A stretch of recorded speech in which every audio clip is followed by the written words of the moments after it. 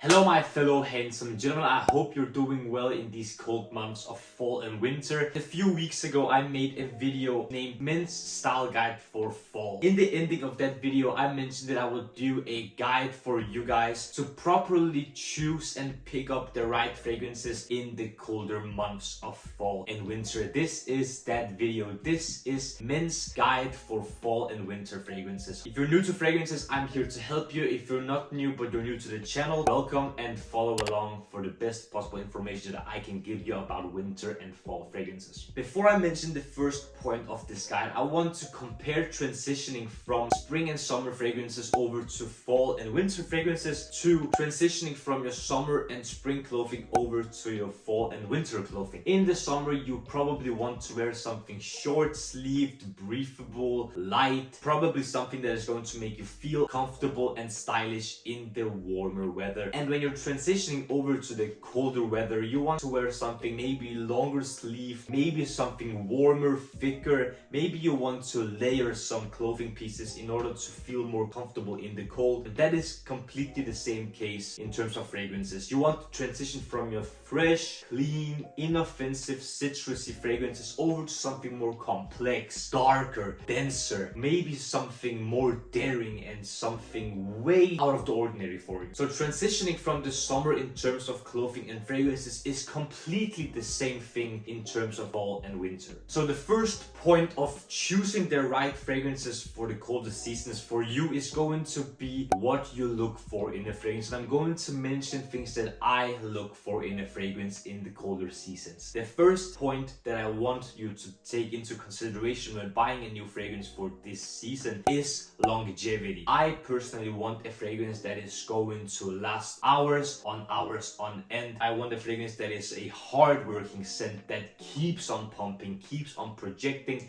keeps on performing on my skin. So I want something that lasts a very good while, especially if I'm going to pay a great sum of money for a fragrance. The second point is I want my fragrance to project. I want my fragrance to pull me compliments if it is inside in a crowded room or if it is outside in the cold, where my fragrance, if it was a citrus fragrance, would disappear like this. I want a fragrance that can project, work hard and get a great sillage when I walk by someone and actually pull a compliment here and there. The third point is that I want a fragrance that is slightly complex and has depth in it. I want a creation of a fragrance that can tell a story. I want a fragrance that can tell you how good of a quality of a fragrance it is just by the different layers of the fragrance, different notes. I want a fragrance that isn't your typical, boring, very inoffensive fragrance. I want something that can tell a story and actually draw someone and be slightly more alluring. Fourth, possibly something dense and heavy. Sometimes I just want to overpower my environment. Colder weather is sometimes more difficult for fragrances to thrive and to actually work. So I want something that can withstand the colder weather and actually show itself off. And one of the ways a fragrance can do that is if it is heavy and dense and generally has some depth to it. And the fifth and last thing that I typically look for in a fragrance for this type of season is something possibly more challenging. I like more daring fragrances because that is who I am as a person. I like to express myself through the way that I dress and through the way that I smell. And I like to get a compliment here and there for how I look and smell. So oftentimes I like to have a fragrance in the colder weather that is something that people might not have smelled before and something that can be divisive. But as long as I like the scent that I'm wearing, I'm going to wear it. Overall, I want the fragrance to withstand the cold weather, project far away, have a great sillage, pull in a few compliments here and there. Overall, be a complex, high-quality scent. And don't get me wrong, high-quality scents are not always expensive. They're going to often be more expensive than something else, but you can still find great, deep, dense fragrances for very great prices. Moving over to which types of fragrances I recommend you guys wearing in the colder weather. And the first category is sweet fragrances. I enjoy my sweet fragrances, especially in the colder weather, because when you're wearing something overly sweet in the hot weather, it might be cloying or headache inducing. So sweet fragrances that maybe have some vanilla in it, or generally something that smells over overly sweet, can be a very great thing to wear in the cold. And one of my personal favorites is Emporio Armani Stronger With You Absolutely. This fragrance is a sweet vanilla fragrance with some added booziness to it, and of course that chestnut. This is a perfect Stronger With You fragrance that is built to last and project. This lasts over 12 hours on my skin, projects very well. This is a showstopper for sure. Slightly expensive, but definitely a fragrance to check out. Stunning fragrance, especially for the cold weather. Next category can be very divisive for some people, but it's certainly a category that I enjoy, and that is leather. Leather fragrances are, in my opinion, the perfect fragrance to wear in the colder weather, because that's where you can wear a leather jacket to complement your scent. The one that I'm holding here is Ombre Leather Parfum. This is the slightly more wearable version of Ombre Leather. I would typically go for the original Eau de Parfum,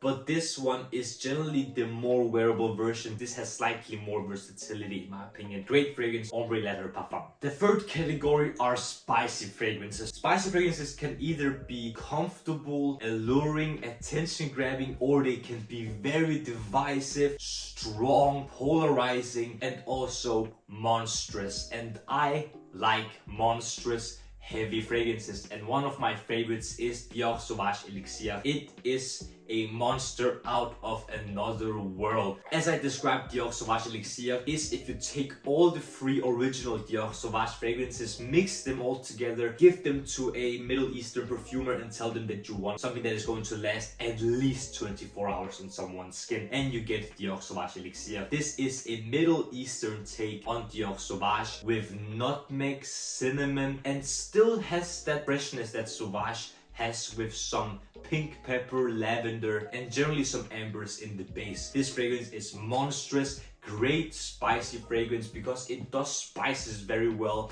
but also implements something from the original Sauvage DNA. Monstrous projection, monstrous performance. It is very expensive, but certainly worth every penny. I've given this a 10 out of 10, and it is the easiest 10 out of 10 that I have given out so far. One of my favorite types of fragrances are gourmands, and that category is implying that a fragrance smells like something that you can eat. One of my favorite gourmand fragrances is Guerlain L'Homme Ideal Eau de Parfum, which I've also given a 10 out of 10 in a review about a year ago. This fragrance smells like ripe, juicy, fresh cherries with some almond qualities to it. Makes this very creamy, heavy, dense, everything that I would be looking for in terms of a cold weather winter fragrance. This is simply stunning, and gourmand fragrances are going to pull in a lot of compliments because you might be smelling like something that people would like to eat, and that can be very good in terms of compliment factor, and this one certainly, for me at least, is a stunning fragrance. Second to last category that I would like to mention for you guys are woody fragrances. Cold weather for me is oud weather, and I myself am a sucker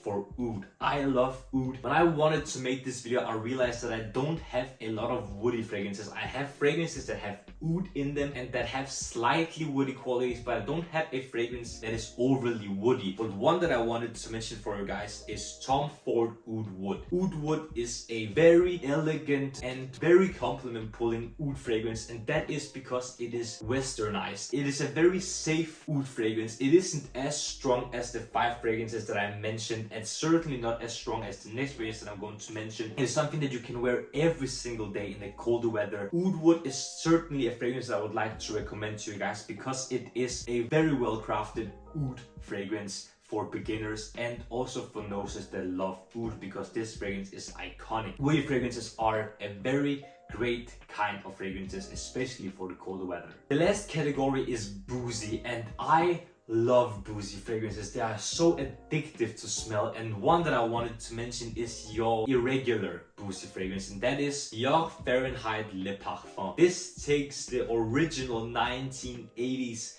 type of Fahrenheit smell, inserts this very high quality bourbon vanilla smell to it, and adds the rum.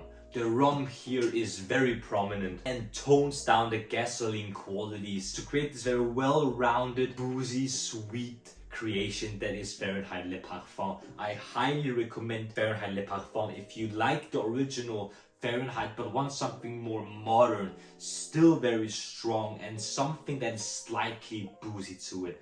Highly recommend this one. These 7 fragrances were from me to you.